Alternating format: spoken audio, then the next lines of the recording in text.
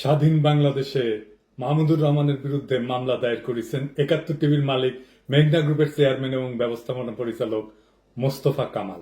এই ৭১ টিভির জয় বাংলা করেন না, এখন ফল পাইতেছেন। দেখেছেন তো, বিড়াল মারতে হয় প্রথম রাতেই। তারপর ৫ই ফেব্রুয়ারিতে যখন ধানমন্ডি ৩২ নম্বর বুলডোজার চালাইলাম, সেদিনও জয় বাংলা করতে পারতেন। এরপরে যেন মিস্টেক না হয়। আর হ্যাঁ, দিল্লি স্টার আর পন্দের আলো মনে থাকবে তো, আকেলমনকে ইশারায় কাপি। রাজশাহীতে একটা মজার কথা আছে, ওরা কয় মামুর বুড়া জানে না কাকে লাড়তে কাকে লাড়েছে। আমরা গান গাইতাম ওই ছাত্র জীবনে, মামুর বুঠারে কাকে লাড়তে কাকে লাড়েছে। দাউদ হায়দার মুজিবের আমলে মহানবীর নিয়ে একটা কুৎসিত কবিতা লিখেছিল, সারা দেশ ফুঁসে উঠেছিল। দাউদ হায়দারকে দেশ ছাড়তে হয়। রাজশাহীর মাদ্রাসা মাঠে এক বিশাল প্রতিবাদ সমাবেশ হচ্ছে।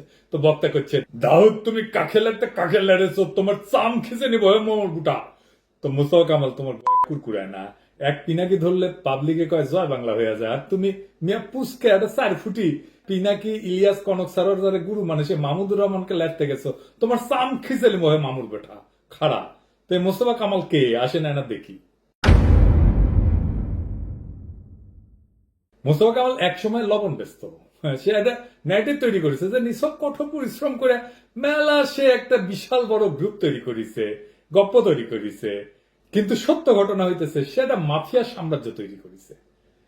শেখ হাসিনার সাথে আত্মীয়তা কইরা, ব্যাংক লুট কইরা, ট্যাক্স ফাঁকি দিয়া সে একটা বিশাল বড় মাফিয়া সাম্রাজ্য তৈরি করেছে। আর এই গত ১৬ বছর ধরে এই ফ্যাসিবাদী শাসনের বুনিয়াদ তৈরি করার জন্য সে কালচারাল ন্যারেটিভ তৈরি করেছে। সে আওয়ামী লীগের অন্যতম প্রধান চাঁদাদাতা ছিল। তার রাজত্ব তৈরি হয় ২০০৮ থেকে ২০২৪ সালে। কেমনে একটু বুঝে দেখি। ২০০৮ সালের আগে এই মোস্তফারে কেউ চিনত না।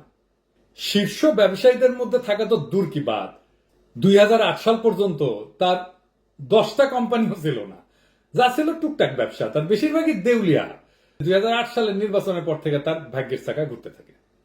২০২৪ সালের জুলাই পর্যন্ত তার ব্যবসায়িক গোষ্ঠী খুনি হাসিনার সাথে ব্যক্তিগত সম্পর্ক গড়ে তোলার মাধ্যমে ৫৪টা ফ্যাক্টরি, ১১৫টা কোম্পানি নামে বেনামে তৈরি করে। আপনি উইকিপিডিয়াতে যেয়ে দেখবেন ২০০৮ সালের আগে তার কি ছিল, কিছুই না।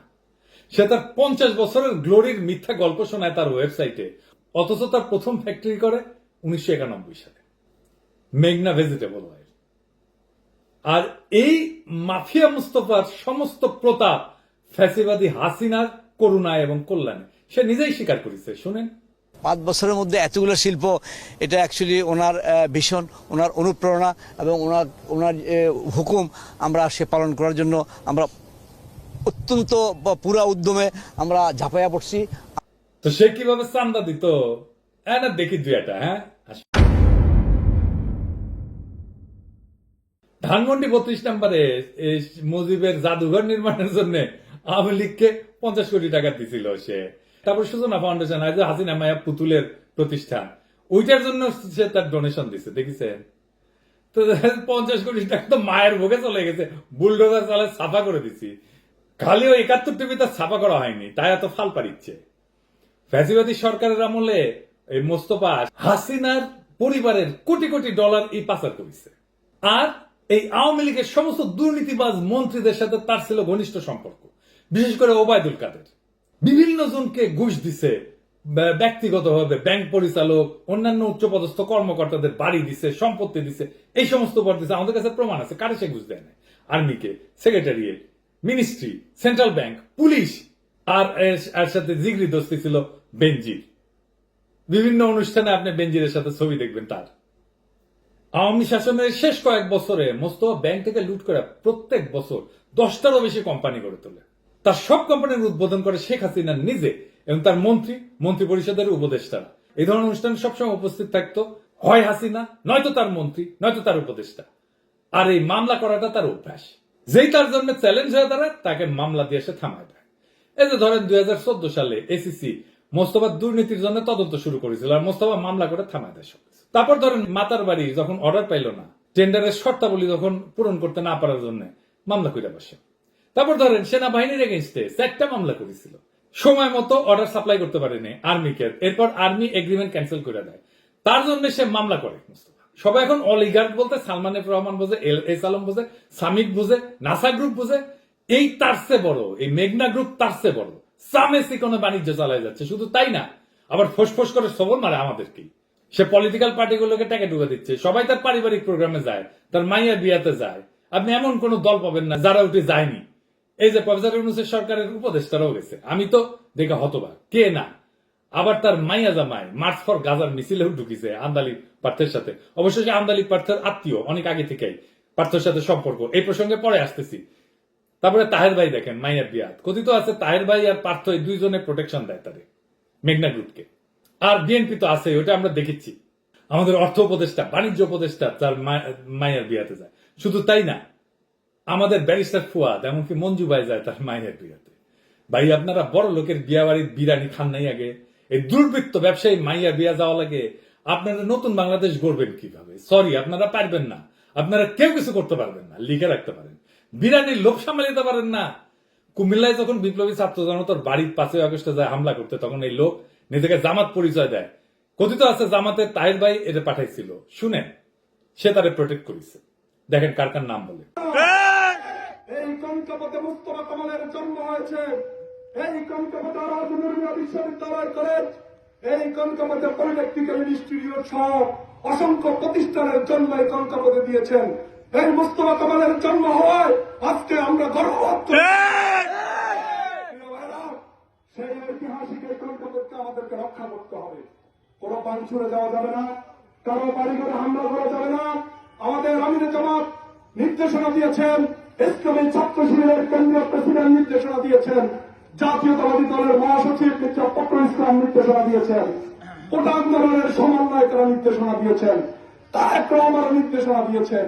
সকল নির্দেশনাকে আমরা মেনে নিয়ে আমরা সেই মদিনা বিজয়ের যে সনদ, সেটা যদি মনে থাকে তাহলে আমরা সাধারণ ক্ষমা করে দিলাম, সাধারণ ক্ষমা করে দিলাম। আর এখন সে কিভাবে তার অতীত ক্লিন করেছে জানেন? হাসিনার সাথে তার সরাসরি সম্পৃক্ততা প্রমাণ করে এমন কোন ভিডিও বা ফটোর প্রমাণ সে মুছে ফেলতেছে। আপনি যদি ইউটিউব এবং অন্যান্য সোশ্যাল মিডিয়াতে যান, তাহলে আপনি দেখবেন যে এই মালটা তার নিজের গৌরব প্রচার করতে সবচেয়ে বেশি সময় ব্যয় করেছে। যে কিভাবে সে তথাকথিত সততা এবং কঠোর পরিশ্রমের মাধ্যমে শীর্ষ ব্যবসায়িক টাইকুন হয়ে উঠছে। কষ্টার্জিত সাফল্যের কথা কইছে, যেখানে 2008 সাল পর্যন্ত তার গ্রুপে মাত্র 5 থেকে 6টা কোম্পানি ছিল। হাসিনা ক্ষমতা আসার পর থেকে 16,000 কোটি টাকা ব্যাংকের লোন নেয় এবং প্রত্যেক মাসে একটা করে কারখানা তৈরি করে। এই টাকাটা পুরোটাই সে লুটপাট করেছে। লক্ষ কোটি টাকা কর ফাঁকি দিছে, হাসিনার সমস্ত অপরাধে সাহায্য করছে, তার কালচারাল ন্যারেটিভ তৈরি করছে এবং কোটি কোটি ডলার পাচার করছে। একদিনে 9টা ফ্যাক্টরি উদ্বোধন করেছে। চিন্তা করেছেন কি পরিমাণে টাকা কামাইছে এই সময়ের মধ্যে। দেখেন, শিল্প খাতে বঙ্গবন্ধুর সোনার বাংলার স্বপ্ন বাস্তবায়ন করছেন মেঘনা গ্রুপ অফ ইন্ডাস্ট্রিজের প্রতিষ্ঠাতা মোস্তফা কামালের মতো সফল উদ্যোক্তারা। একই দিনে এই গ্রুপের 9টি নতুন কারখানা উদ্বোধন করে এসে শনিবার এমন কথাই বলেছেন মন্ত্রিসভার সদস্যরা। আরো জানাচ্ছেন জাহিদুল ইসলাম। সে কিন্তু লুকায় নাই যে হাসিনা তারে সাহায্য করেছে। শোনেন, আবার শোনেন। 5 বছরের মধ্যে এতগুলো শিল্প, এটা অ্যাকচুয়ালি ওনার ভীষণ, ওনার অনুপ্রেরণা এবং ওনার হুকুম আমরা সে পালন করার জন্য আমরা অত্যন্ত পুরা উদ্যমে আমরা ঝাঁপাইয়া পড়ছি। আপনি হয়তো প্রশ্ন করতে পারেন যে 16,000 কোটি টাকা ব্যাংক লোন তো তেমন কিছু না, কিন্তু মাফিয়া মোস্তফার আসল খেলাটা ছিল কর ফাঁকি দেওয়া। সে ইন্স্যুরেন্স কোম্পানির মালিকানার মাধ্যমে লক্ষ কোটি টাকা কর ফাঁকি দেয়। কোন কাঁচামাল আনতে যদি 10 টাকা লাগে, সে ওইটা সরকারকে ট্যাক্স না দিয়া আন্ডার ইনভয়েসিং করিয়া অনেক কম মূল্য দেখায় আনে। তার বিপরীতে সরকারের যে ন্যায্য ট্যাক্স, সেইটা সে জমা দেয় না। এর ফলে রাষ্ট্র লক্ষ কোটি টাকা ট্যাক্স থেকে বঞ্চিত হয়েছে। এই টাকা দিয়ে সে আওয়ামী লীগ পালত। একটা উদাহরণ দিই। ওবায়দুল কাদের যখন গুরুতর অসুস্থ হয়ে সিঙ্গাপুরে একটা হাসপাতালে ভর্তি হয়, টাকা দিছিল কে? এই মাফিয়া মোস্তাফিজ সেখানে নিজেও গেছিল চিকিৎসার জন্য, 4.5 কোটি টাকা দিছিল।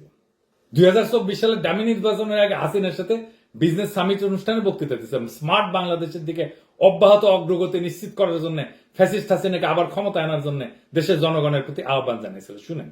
গত 14 বছরে অর্থনৈতিক অগ্রযাত্রার পাশাপাশি স্বাস্থ্য, শিক্ষা সহ সকল সামাজিক সূচকেও বাংলাদেশ ব্যাপক অগ্রগতি সাধিত হয়েছে। উন্নয়নের এই পথ ধরে 2041 সালের মধ্যে আমাদের সুখী সমৃদ্ধ স্মার্ট বাংলাদেশ পরিণত হতে চাই। এই উচ্চবিলাসী লক্ষ্য অর্জনের প্রধান শর্ত দেশ পরিচালনার ক্ষেত্রে ধারাবাহিকতা এবং সরকারের অপরিবর্তিত নীতি সহায়তা। মাননীয় প্রধানমন্ত্রীর সুযোগ্য নেতৃত্বে আমরা অনেক দুর্গম পথ পাড়ি দিয়েছি। সামনের পথটুকু আমরা তার দিক নির্দেশনায় পাড়ি দিতে চাই। মহান আল্লাহ তাআলা নিশ্চয় আমাদের সহায় হবেন। আল্লাহ হাফেজ। আসসালামু আলাইকুম। ধন্যবাদ আপনাকে। সে হাসিনার পরিবারের সাথে একটা পারিবারিক সম্পর্ক গড়ে তুলছে। কিভাবে আসেন একটু দেখি। প্রাচীন আমলে রাজারা পোলা মাইয়া বিয়া দিয়া তার সাম্রাজ্যের প্রভাব বাড়াইত। মোস্তফা কামাল একই কাজ করেছে। তার মেয়ে তানজিমা মোস্তফাকে হাসিনার ফুফাতো বোন শেখ রেবা রহমানের ছেলে ওয়াসিকুর রহমানের সাথে বিয়া দেয়, আন্দালিব পার্থর ছোট ভাই। এই পারিবারিক মিলনের মাধ্যমে তিনি শেখ পরিবারের সাথে অটুট বন্ধন নিশ্চিত করে এবং শেখ হাসিনা, শেখ হেলাল, শেখ রেহানা, শেখ সেলিম, ফজলে নূর তাপস, পরশ এদের সাথে ঘনিষ্ঠতা সম্পর্ক গড়ে তোলে। এদের পরশের সাথে সে 2013 সালে মধুমতি ব্যাংক খোলে। আরো ঘনিষ্ঠতা বাড়ে। শেখ পরিবার থেকে জামাইকে, যে ওয়াসিকুর রহমান মেঘনা গ্রুপের পরিচালক না করলেও তাকে insurance company, shipping company, security কোম্পানিতে স্বতন্ত্র পরিচালক বানিয়েছে। বিয়ের ভিডিও দেখবেন একটু, এডিটর সাহেব একটু দেখে দেন না, সেনা বেড়া অনেক হাউস করিছে, দেখে দেন না।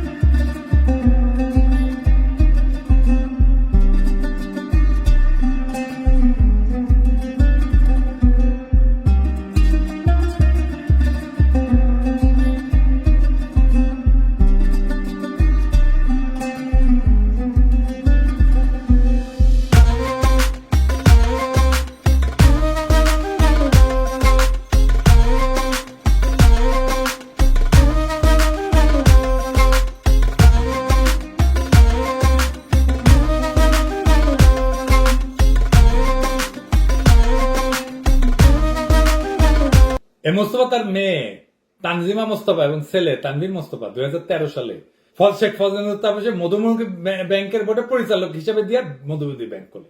এই মধুমতি ব্যাংক দিয়ে হাসিনার হাজার হাজার কোটি টাকা পাচার হয়েছে। নিয়মিত নানাভাবে হাসিনাকে চান্দাও দিয়ে গেছে। দেখেছেন, ব্যাংক করলে চলে না, গ্রাহকের টাকা ফেরত দিতে পারে না, আর চান্দা দিয়ে গেছে হাসিনা। আবার মজার জিনিস দেখেন, এই মধুমতি ব্যাংকের কাঁচা খোলা প্রমোশন করে গেছে পন্দের আলো।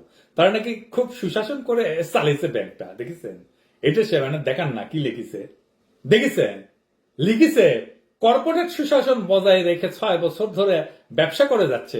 দেখেন, দেখেছেন তো মতি মিয়া ব্যাংকটার হোগা মারা সারা হইলো কেন? এত কর্পোরেট সুশাসন থাকলে।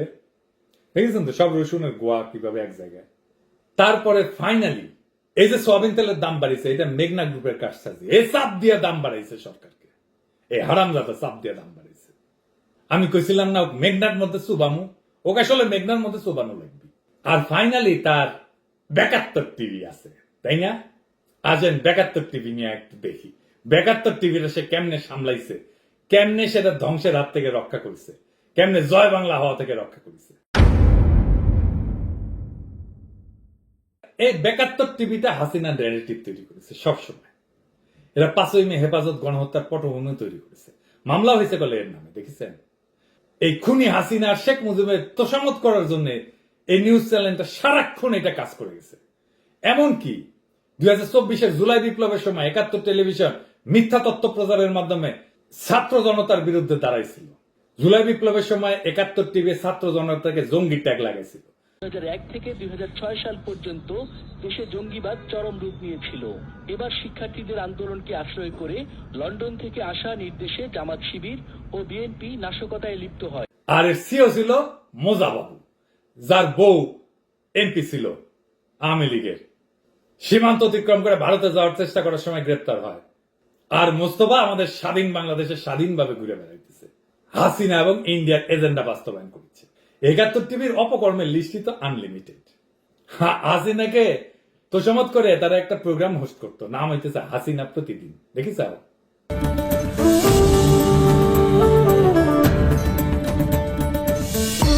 30 এপ্রিল 1986 তেজগাঁওয়ের এক জনসভায় আওয়ামী লীগ সভানেত্রী ও 8 দলীয় জোট নেত্রী শেখ হাসিনা বললেন, ক্ষমতা দখলের জন্য নয়, জনগণের অধিকার প্রতিষ্ঠার জন্য আমরা নির্বাচনে অংশগ্রহণ করছি। সামরিক শাসন চিরতরে অবসান হোক, আমরা তাই চাই। এই মোস্তফার ডাইন হাত ছিল ওই কুখ্যাত মোজা বাবু। হাসিনাকে তেল মারাই তার মুখ কাটছিল এবং এই মোজা মোস্তফার সাথে সব জায়গায় উপস্থিত থাকতো। এমনকি তার এক মেয়ের বিয়েতে এই যে তাসনিম মোস্তফা, তার উকিল বাপু ওই মোজাম্মেল বাবু। এর আর এক দুর্বৃত্তের সাথে সম্পর্ক আছে। কে সেই দুর্বৃত্ত দেখি আসেন। এই মোস্তফা তার একমাত্র ছেলেকে তানভীর মোস্তফাকে বিয়ে দিছে মাহতাবুর রহমানের সুগন্ধি কোম্পানি হারমাইন গ্রুপের চেয়ারম্যান এবং এনআরবি ব্যাংকের চেয়ারম্যান এর মেয়ের সাথে। মাহতাবুর রহমান হইল আর এক দুর্নীতিবাজ মাফিয়া, অশিক্ষিত। এই মোস্তফা মাহতাবুর রহমানের সহায়তায় কোটি কোটি ডলার দেশের বাইরে পাচার করেছে। এরাই এখন আওয়ামী লীগের সবচেয়ে বড় ফান্ড দিচ্ছে, এই মাহতাবুর আর মোস্তফা, যেন খুনি হাসিনা আবার ক্ষমতায় ফিরে আসে। সারা দেশে যে মিছিল হচ্ছে না, এটা করছে, অশান্তি হচ্ছে, হত্যাকাণ্ড হচ্ছে, সব এগুলো করছে এরা, টাকা এসেছে এদের কাছ থেকে। এই $1 মিলিয়ন বিয়ের অনুষ্ঠান সারা বাংলাদেশে জাতীয় সংবাদে প্রচারিত হয়েছিল, দেখছেন?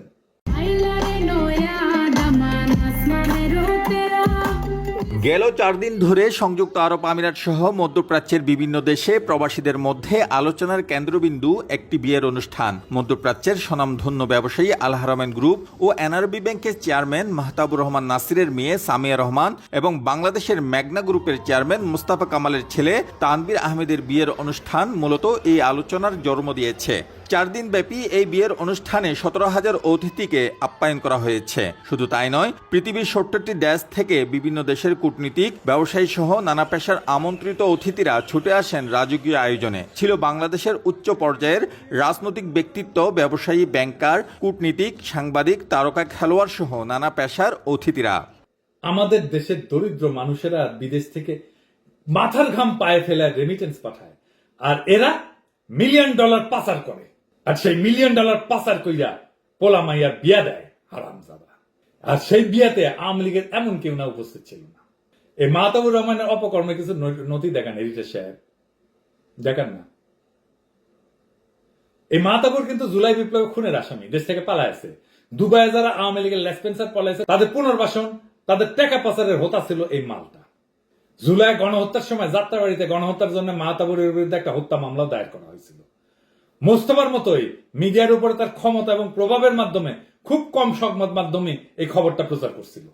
সবচেয়ে গুরুত্বপূর্ণ বিষয়, হাসিনা ভারতে পালায় যাওয়ার পরে কথিত আছে মাহতাবুর এবং মোস্তফা এই ওকা কাউয়া কাউয়া কাউয়া এই যে কাউয়া দেন দেন কাউয়া সাউন্ড দেন, আরো জোরে আরো জোরে আরো জোরে দেন আছে। এই কাউয়ারে আশ্রয় দিছিল তার 300 কোটি টাকার বাড়িতে, তারপরে সময় ভিসা ইন্ডিয়া পার করে দেয়। যদিও এই বিষয়ে কিছু খবর মিডিয়াতে আসছিল, মোস্তফার মাহতাবুরের ইন্ডিয়া কানেকশন এবং বর্তমানে রাজনৈতিক দলগুলোর উপর প্রভাবের কারণে কোনো তদন্ত করা হয়নি। ওবায়দুল মাহতাবুরের বাসভবনে লুকায় থাকার বিষয়টা কয়েকটা সংবাদ কভারেজ দেখান না এডিটর সাহেব একটু? বিলাসবহুল দৃষ্টিনন্দন এই বাড়িতে অনেকটা রাজকীয়ভাবেই অবস্থান করেছিলেন তিনি। এখানে থেকেই দেশকে অস্থিতিশীল করতে উস্কানি দিয়েছেন বলে জানা গেছে। সিলেটের মেজরটিলা পূরবী আবাসিক এলাকার বিখ্যাত কাজী ক্যাসল 300 কোটি টাকার এই বাড়ি নিয়ে সম্প্রতি উঠেছে নানা গুঞ্জন। বলা হচ্ছে আওয়ামী লীগের সাধারণ সম্পাদক ওবায়দুল কাদের 5 আগস্টের পট পরিবর্তনের পর থেকেই এখানে আত্মগোপনে ছিলেন এবং পরের সময় সুযোগ বুঝে ভারতে পালিয়ে যান। আর এই মেঘনা গ্রুপ $1 বিলিয়ন কর ফাঁকি দিছে কেমনে? আসেন দেখি। মোস্তফার মেঘনা গ্রুপের অর্থ পাচারের তদন্ত শুরু করেছে দুদক আর পুলিশের অপরাধ তদন্ত বিভাগ সিআইডি। মোস্তফা কামাল 1 লাখ কোটি টাকা আত্মসাৎ করছে বলে দাবি করছে জাতীয় নিরাপত্তা গোয়েন্দা সংস্থা এনএসআই। এমন গুরুত্বপূর্ণ প্রমাণ আছে যে আন্ডার ইনভয়েসিং করে আমদানির মাধ্যমে বিদেশে 40,000 কোটি টাকা পাচার করছে। জাল কভার নোট ব্যবহার করে বীমা কোম্পানি থেকে তহবিল চুরি করেছে এবং ব্যাংকের কমিশন এবং ডিউটি অপব্যবহার করেছে। আবার দেখেন তার টিস্যু কোম্পানির থেকে আগুন লাগিছে, আগুন লেগে নাকি 1000 কোটি টাকা গেছে। একটা টিস্যু কোম্পানির 1000 কোটি টাকার টিস্যু থাকে নাকি? হারামজাদা। দেখেন নারায়ণগঞ্জে প্রায় 5 ঘন্টার আগুনে পুড়ল মেঘনা গ্রুপের টিস্যু কারখানার গোডাউন। এতে হাজার কোটি টাকা ক্ষতির শঙ্কা করছেন প্রতিষ্ঠানটির চেয়ারম্যান ও ব্যবস্থাপনা পরিচালক। আর 16,000 কোটি টাকা ব্যাংক ঋণ আমি জিন্দেগি ফেরত দিবি না। 2014 সালে দুদক কোটি কোটি ডলারের কর ফাঁকির বিরুদ্ধে তদন্ত শুরু করে, তারপরেও হাসিনার নির্দেশে সেটা বন্ধ হয়ে যায়। এই অপকর্মে তাকে সাহায্য করেছে সেন্ট্রাল ব্যাংক, এনআরবি এবং এখনো সহযোগিতা করে যাচ্ছে। সরকারকে কোনো পেমেন্ট করে নেই গত 16 বছর। এমনকি গ্যাস বিল দেয়নি, 900 কোটি টাকার গ্যাস বিল বাকি আছে। তারপরে লাইন কাটা পড়েনি, কি চেতনার টান। আর আমাদের অর্থমন্ত্রী বিরিয়ানি খাইতে যায়, বুড়া বয়সে তো খাইয়েও মজা পাইবেন না ভাই। আর কি করে সিন্ডিকেট ব্যবসা। হাসিনার শাসন আমলে সিন্ডিকেট ব্যবসা চালু হয়। এই যে ভোজ্য তেল, চিনি, চাল, মশলা, দুধ, এই সমস্ত সিন্ডিকেটের হোতা হচ্ছে, এই মূল হোতা হচ্ছে এই মেঘনা গ্রুপ। হাসিনার আমলে এই 3টা প্রাইভেট অর্থনৈতিক অঞ্চল গড়ে তোলে। দেখেন, প্রথম প্রাইভেট অর্থনৈতিক অঞ্চল এর অনুমতি পায় 2016 সালে। এই দেখেন, হাসিনার প্রত্যক্ষ নির্দেশে এবং স্থানীয় পুলিশ এবং অন্যান্য কর্তৃপক্ষের সহায়তায় মোস্তফা দরিদ্র অসহায় মানুষের জমি অবৈধভাবে দখল করে, এমনকি গ্রামের সমস্ত মানুষকে উৎখাত কইরা সেইখানে বসবাসকারী লোকজনকে বসত বাড়ি ভিটামারি থেকে উচ্ছেদ করে দেয়। এই দখলের কাজে তাকে সাহায্য করে শামীম ওসমান, বিবি আরুন, বেনজির। এমনকি এইখানে ইন্ডিয়ান কোম্পানির অভাব নাই এই অর্থনৈতিক অঞ্চলে। রয়ের আর একটা ওয়ার্কিং স্টেশন এটা, বুঝেছে? দেখেন হর্ষবর্ধন সিংলা তার অনুষ্ঠানে। আর এখন অঢেল টাকা দিয়া রাজনৈতিক নেতাদের কিনা ফেছে।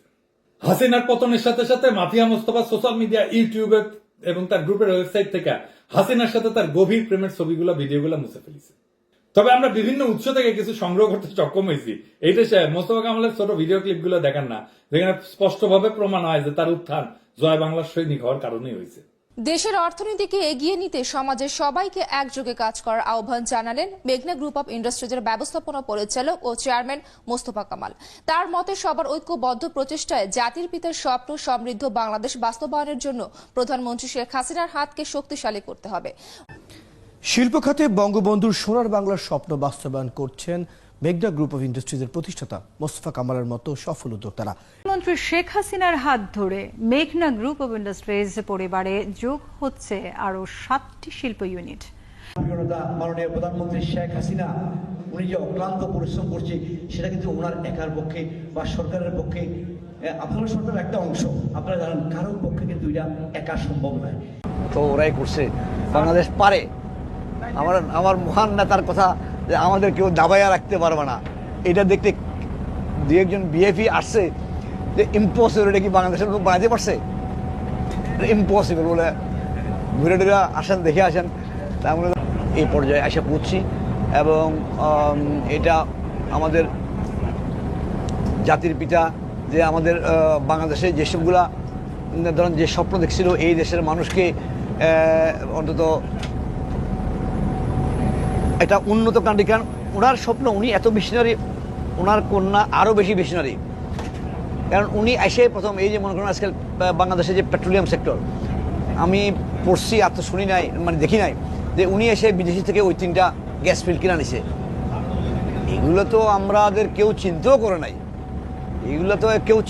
নাই, তো এখন এগুলো ধরুন উনি চিন্তা করছে, উনি এসব ম্যাপ দিছে কীভাবে কীভাবে ভিশন 2020, 2030, 2040, তো এইগুলার লক্ষ্যে যেভাবে কাজ করছে ইনশাল্লাহ আমাদের উনি যে টার্গেট ঠিক করছে আমার মনে হয় আল্লাহর রহমতে আমরা তার আগে এগুলা অ্যাচিভ করতে পারবো ইনশাল্লাহ। আমাদের কোনো আসলে পরিকল্পনাহীনভাবে মোস্তফা কামালের বিরুদ্ধে কিন্তু জুলাই গণহত্যার জন্য যাত্রাবাড়ি হত্যা মামলা করা হয়েছিল, তারপরে তাকে ধরা হয়নি। দেখিস ডেইলি স্টার এবং রয়ের সাথে তার ঘনিষ্ঠতার কারণে এটা নিশ্চিত করছে কোন মিডিয়া এই সংবাদটি যেন প্রচার না করে।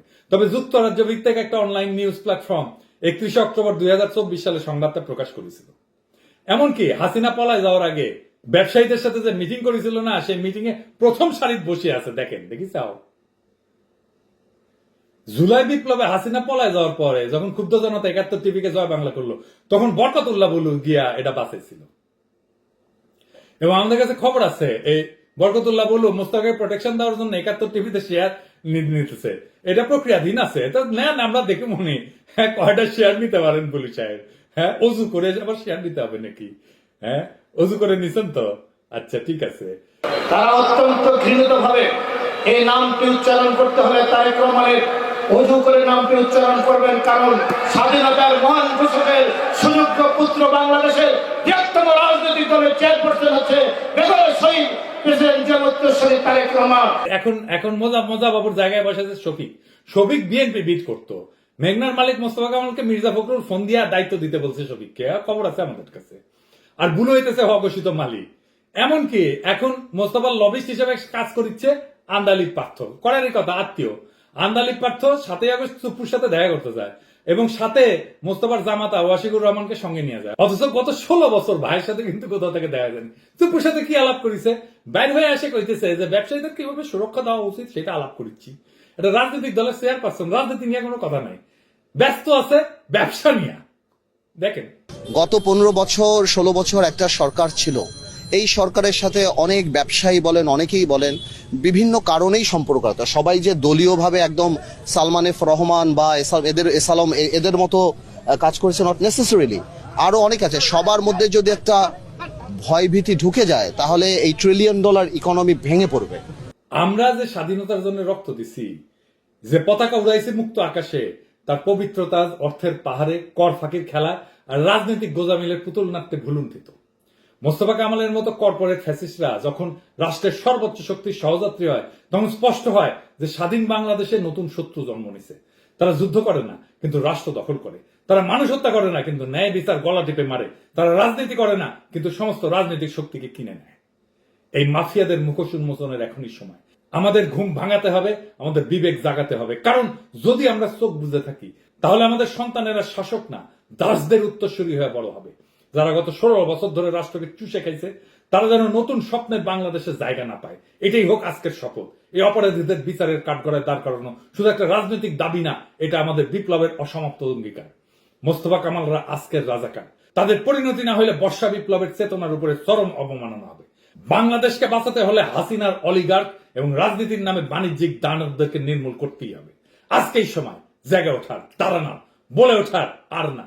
মোস্তফা কামালের বিচার চাই, স্বৈরাচারের অর্থদাতা ষড়যন্ত্রকারীদের বিরুদ্ধে জনতার রায় চাই। ইনকিলাব জিন্দাবাদ।